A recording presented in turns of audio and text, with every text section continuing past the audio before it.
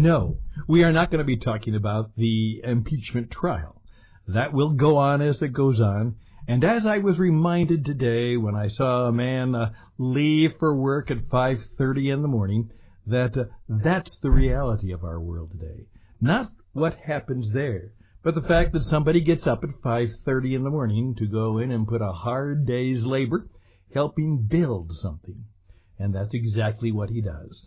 And I am grateful for him and for all the other entrepreneurs who really make America and the rest of the world work. That's what we do, and most of us do it pretty well. Again, I'm Stan Houston. This is the Master Entrepreneur. And today, I'd like to take a few minutes, under 20 again. A number of years ago, I did a program which was an update, my attempted update, of the famous book by Dale Carnegie, How to Win Friends and Influence People. And I did a little program called Making Good Friends and Making Your Mark in the Marketplace. And I'm going to be bringing it forward so you can see more clearly what you should do in 2020 so that you can have a good 2020 vision.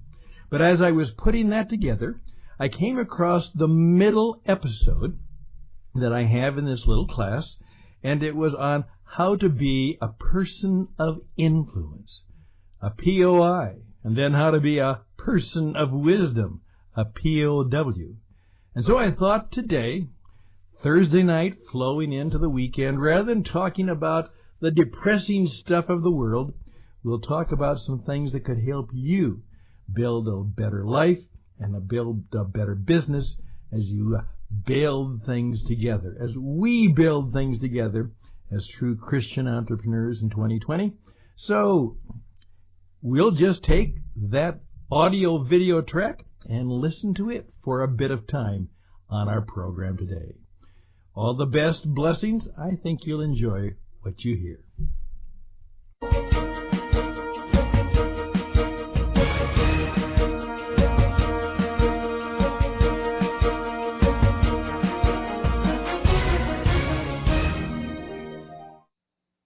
Greetings. Welcome back. May I make a suggestion now that perhaps you've made the decision to become one of those 3% who live a life on purpose and with a set of goals? May I suggest that you become a POW? And then may I suggest that you become a POI? Well, a POW is a person of wisdom. That doesn't mean you're necessarily the smartest person or the brightest or certainly the best educated, but wisdom is that unique ability through life, spirit, and experience to be able to understand how we can best live our lives. That's wisdom. And though Dale Carnegie said, make good friends, no, he said win friends, and we are now deciding that we have to make friends by making ourselves the friend. And then Dale said, influence people. Perhaps what we have to understand is that we really don't have a lot of control over whether we can really influence people. But perhaps we can take the responsibility for seeking to do those things that could make us a person of influence, and then let it go and see what happens in terms of influence. But may I also ask us to perhaps adjust our thinking just a little bit. Oftentimes when we think of influence, we think of numbers. We think of the personality, the celebrity, how many Facebook friends, how many Twitter followers. You get the picture. You know what I'm talking about. We oftentimes think that influence is related to the number of people who know us and perhaps give us a like. That's not the issue. Influence is based on the impact you have on people's lives. And may I suggest the impact for good? Let's keep it in that discussion. It's not necessarily the number, it's the impact. It's that you do, as one of my mentors said to me, Stan, you do lots of things. Please make sure that you occasionally take a time out to ask yourself, are you doing the things that truly matter? Oh, impact, does it matter? And then, is it good? Garrison Keillor, a well-known radio personality, said many years ago, and probably continues to say it today, and I imagine he will continue to say it. As he said goodbye, he simply wished us that we would do good work. Well, impact, matter, and good. Now, let those three words kind of sink in and say, can I become a person who does things in which those three qualities come out of the things that I say, the things I do, the things that I achieve? Now, let me just take time to give you 4 expressions of how you might become a person of influence. Now, the first one is going to be a little bit difficult for us, and that is this. If you want to be a person of influence, you're going to have to learn to be different. Everybody likes everybody because everybody's the same. You will never have great impact unless you are prepared to be different. Now, I'm not saying weird or eccentric, though that might be part of it, but you are the kind of person who, in effect, as someone used to say, you dance your own dance, and of course, you do your own drum. You are the kind of person who seeks to be expressive and unique and somewhat different in what you do. If those people who are so conscious of, do I fit in? Do people like me? That great tyranny of wanting to be liked, wanting to fit in, wanting to make sure we're like and dress and have all the things that everybody else has, let me caution you that that may be the road to a certain friendship or certain popularity, but it will never be the path, and it's always a path to making a difference, having impact, doing what matters, and being a person of influence. Now, I'm going to simply ask you, think about the way you live your life, and what are the positive differences that you bring forward in how you live your life and how you treat others and how you do your deals.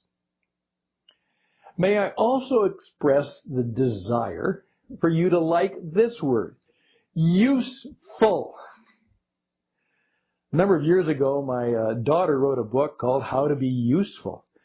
And it was based on her discovery that she left Minnesota and went to New York, the proverbial, if you can make it in New York, you can make it anywhere. And she discovered that what had to happen if she was going to be successful in the Big Apple, there's lots of cute people, there's lots of smart people, there's lots of talented people. The world is full of those kinds of people.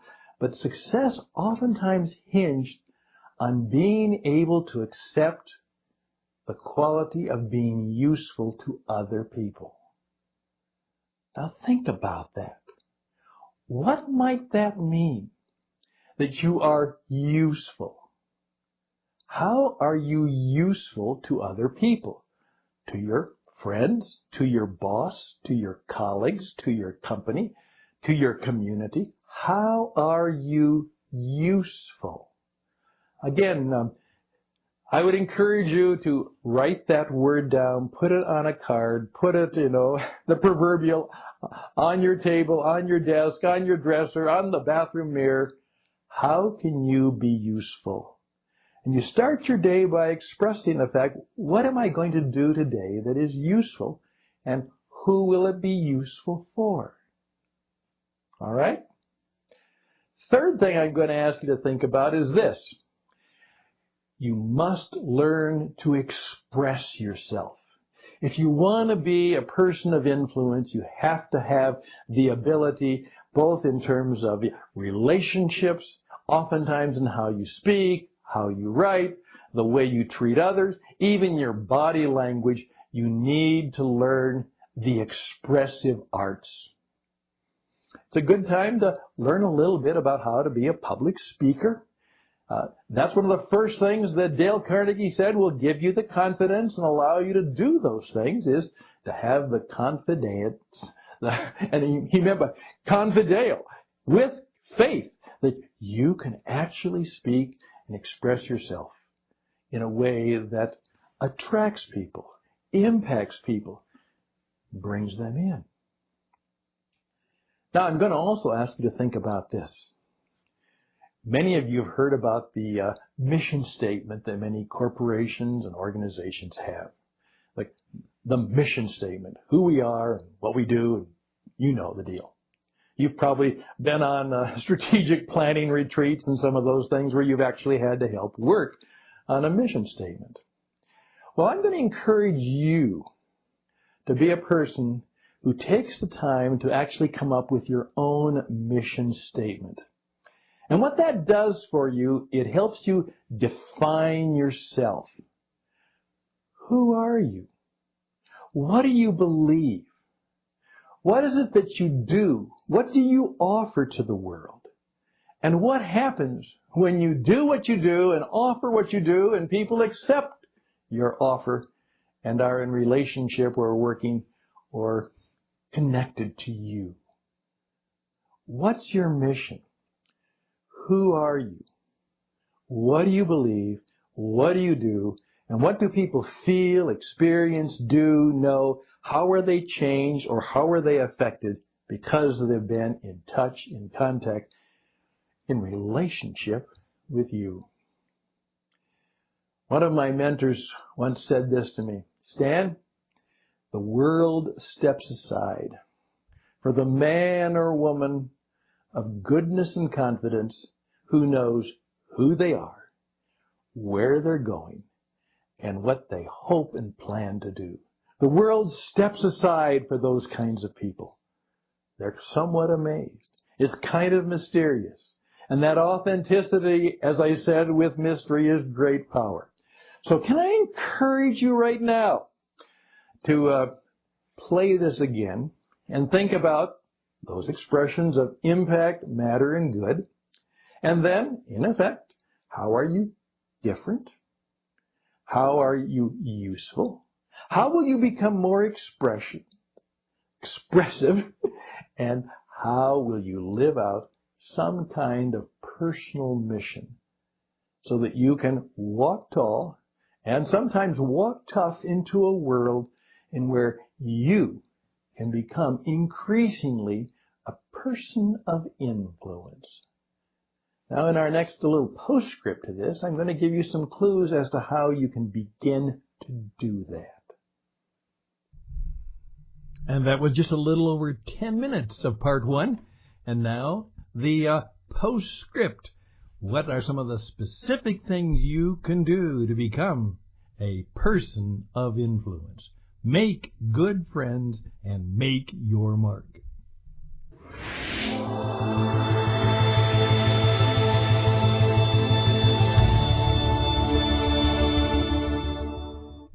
Hi, this is Stan, and I'm back for kind of a postscript on picking you as a part of Lesson 5 and how you perhaps can become a person of influence. Now, I particularly said that this is particularly for those of you who are under 35, but I'm going to suggest that everybody, no matter what your age or stage, if you're trying to do something that will again increase your influence for good, this might be something that even those of us who are a bit older might consider. Now, here we go. First of all, it's a performance economy. I oftentimes say that you've all heard the expression, there's no business like show business. Well, today, let me tell you, all business is show business. As one of my friends, Joe Pine, a former student and a good friend, said in the book, The Experience Economy, work is theater, and every business is a stage. And I'm simply going to suggest that if you have the opportunity to get some performance training. Now, if that means going to an acting class of some kind or taking some continuing education in that direction, learn some of the skills of the performer. Now, if you've had singing training or perhaps something like that, or perhaps you've actually been in an acting group, refresh yourself. Take some time to learn what you can do and how much more you can make a speech better. As I say, it's not a speech, it's a performance, so that you can use the skills of the acting profession, the performance profession, and then slide that in. Now, obviously, I've spent a good deal of my life performing in the broadcasting arts, radio and television.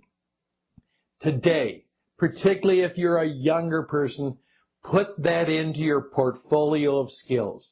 Today, you're going to have to demonstrate how good you are. You're going to have to learn how to use the audio and video medium. You're going to have your own YouTube channel. You just simply can't have a Facebook that's all about you.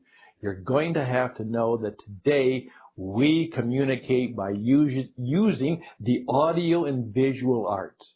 So find a way. Now, we're going to be offering coaching classes and perhaps ways that you can gain you don't have to go for a whole semester or like I did for, almost 2 years, but you can learn some basics of the principles of broadcast communication, which is quite different from interpersonal communication, and gain some skills that will really stand out. And by the way, when you put on your resume that you have had training in the visual, the broadcasting, the radio arts, and then explain why, you're going to find that might be a unique qualifier for the kind of position you're seeking. But if you want to be a person of influence today, you're going to have to learn how to perhaps do that. And now particularly, Dale Carnegie didn't write about this because this was out of sight in 1936, and particularly in terms of publishing. Here's what we now know. You can write a book. In fact, I've done a class and a course on how to write your first book, or at least how to start to write your first book, simply using your iPhone. The technology is so profound, and it is so available to us all. As Seth Godin says, don't wait for someone to pick you, you pick you. And today, write your first book before you're 35. I'm not saying it has to be a great book. It doesn't have to be a big book. But the fact that talkers are hawkers and writers are experts, if you want to increase your impact and influence, why don't you seek out the time and the training and then go do it. Write your first book before you're 35. Just a little postscript, something to sit on your head and think about as you are seeking to make good friends and make your mark in the marketplace. Just think about that.